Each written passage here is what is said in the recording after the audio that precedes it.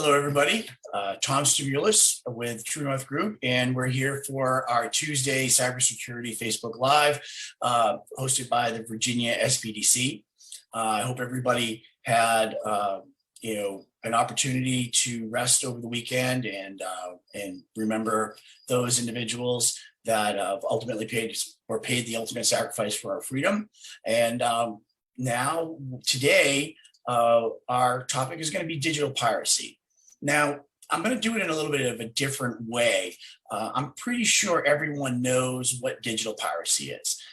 If you're older and when the internet first started and you remember Napster and being able to download music, that we didn't pay for, that was the beginning of digital piracy.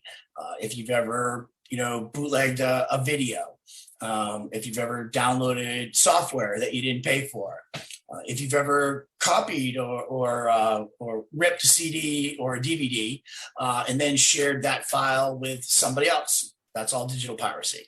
So I'm pretty sure we know, what it is. It still goes on. It's extremely expensive for, under a business perspective, and a lot of people believe that, digital piracy is acceptable because, it's just one song and the artist makes millions of dollars a year. And what am I really hurting? I'm not going to get into the whole ethical reasons why you shouldn't commit digital piracy, because, the Small Business Development Center, we're really focusing on small businesses. What I want to talk about is the risks to a small business by allowing or engaging in some form of digital piracy. Now, when you're a small business, we all take into consideration that we have a budget, and our budgets, can adjust based off of how well our businesses are doing. And, when you purchase technology, it can get expensive. So, you've got people will go and buy a new laptop, and that laptop might come with Microsoft Office Home and might come with Windows Home. But you really need Windows Pro and you need Office Pro. But when you look at the cost of upgrading 3 or 4 or 5 laptops from home to pro, it can get rather expensive. And that's why it's important when you look at purchasing new equipment that you get some advice or assistance from a reseller or from an advisor within the SBDC, because sometimes when you think you're saving money, you're ultimately going to end up spending more to get those computers up to the standards that you need in order to perform your business. Now, also though, so when we talk about software, using illegal software that you didn't purchase, or using a version, so let's just say you purchase one version of Office Windows or Windows Pro, and you load it onto 5 machines. That's digital piracy. You paid for one, but you're using it across 4 other machines. And the same thing goes for any other application that you're supposed to buy per seat. And now there's an organization called the BSA, or the Business Software Alliance, which works on behalf of large organizations like Apple and Microsoft and Adobe. And their whole mission is to identify organizations that are using illegal copies of their software. And it's random how they find out. Sometimes they may target a certain industry. Sometimes they may target a certain region. And they will start sending letters out to organizations saying that we're going to be doing an inventory of your environment. Historically, they go after larger companies, but they're not averse from going after any company, because a large portion of their notifications are from disgruntled employees. And that, so call it a whistleblower or whatever you want, but the disgruntled employee will reach out to the BSA and tell them that my former employer or my employer is using Office, or let's just say Windows Pro or Office Pro, and they're not paying for it. Well, right then and there, the BSA will investigate that and send a letter to identify that, you're being accused of using illegal software. Fines can range from, small and all the way up to $150,000 per license. Now, if you think about that, it's really not worth, go potentially getting a significant fine for using illegal versions.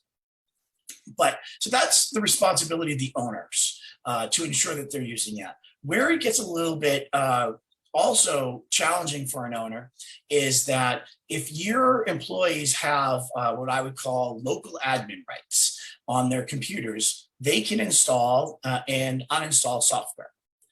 That means they can install and uninstall illegal software. Even if you aren't aware of it, you're responsible for it. So one thing that I teach everybody, in a leadership role or in a business environment is you can delegate, but you can delegate a responsibility, but you cannot abdicate responsibility. So if you have individuals who are bringing in software, say they needed Visio or Microsoft Visio to do something and it wasn't in the budget to purchase it, but you have a creative employee that has a copy of it at home and they bring it in, they load it onto your hardware and it's discovered, the business is responsible, not the employee. Now, ultimately, you may end up firing that employee, but I'll cover that in a second.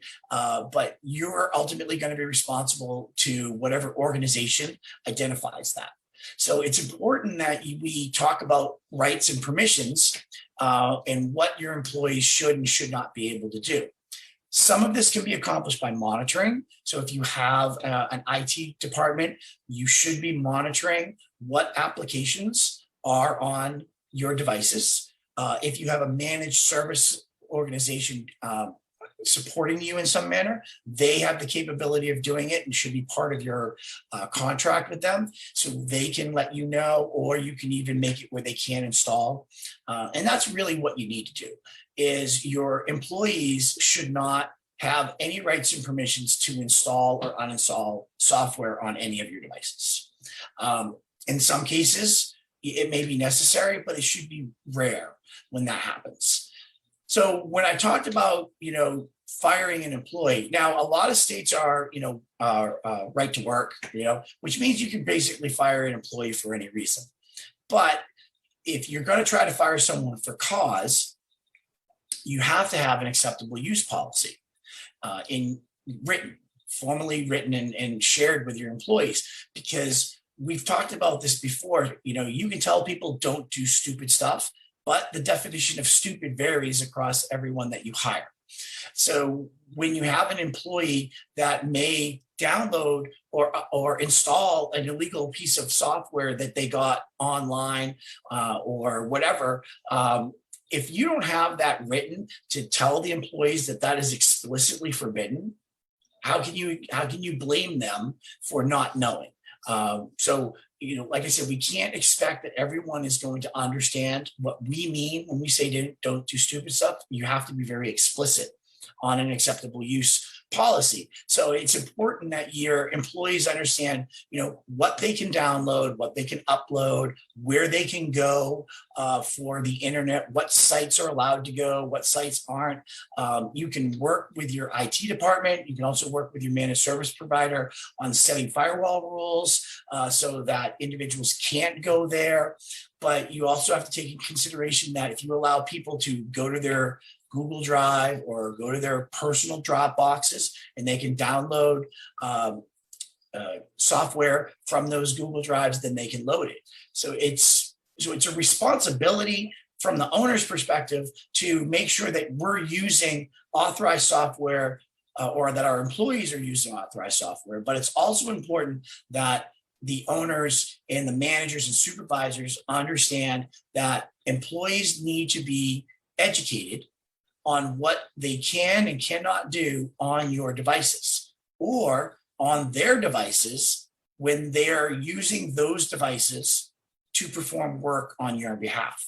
So without something written, it's almost impossible to hold someone accountable for that. So it's very important that we get some type of written policy in place but also that you have an understanding of what software you're using. So a software audit is not something that needs to be done manually.